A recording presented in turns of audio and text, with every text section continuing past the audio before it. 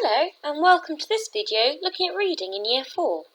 By Year 4, children should be able to independently, fluently and enthusiastically read books written at an age-appropriate interest level.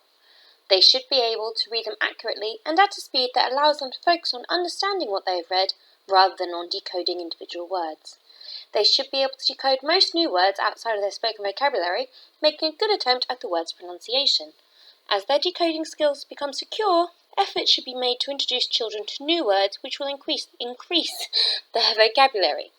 This should be done through discussion and by introducing children to a wide range of texts, including stories, poems, plays, and non-fiction pieces on a wide range of subjects. Children in Year 4 should be securing the skill of reading silently to themselves. Let's have a listen.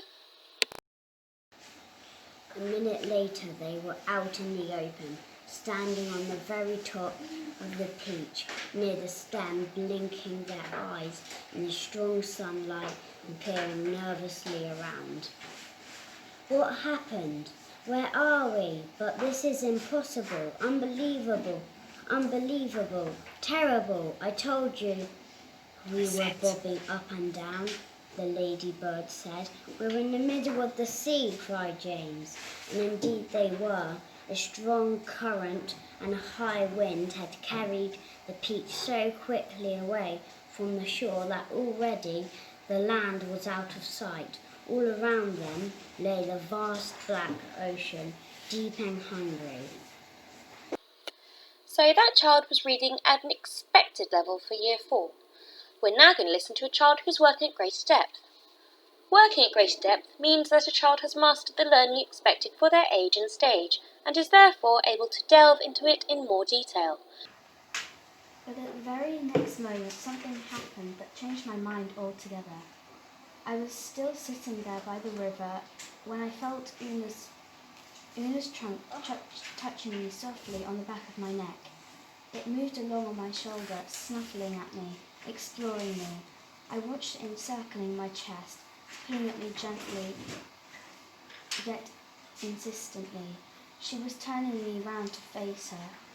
She stood over me for a moment, looking down at me, groaning at me reproachfully, as if she knew I'd been doubting her, as if she'd realised I'd been thinking of leaving her.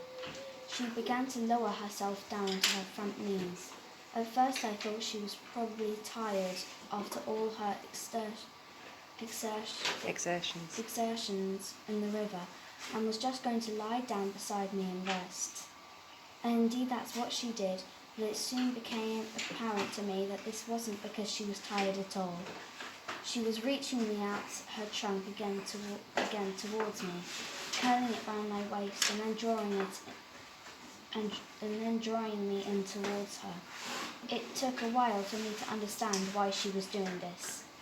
Then I knew what she was trying to tell me. There could be no doubt about it. This had to be an invitation to climb up. She was helping me all the way, nudging me, lifting me, supporting me until I found myself astride her neck, sitting there behind the twin domes of her head. Until now I had only really thought she had one dome on the top of her head, but it was now clear to me that there were two.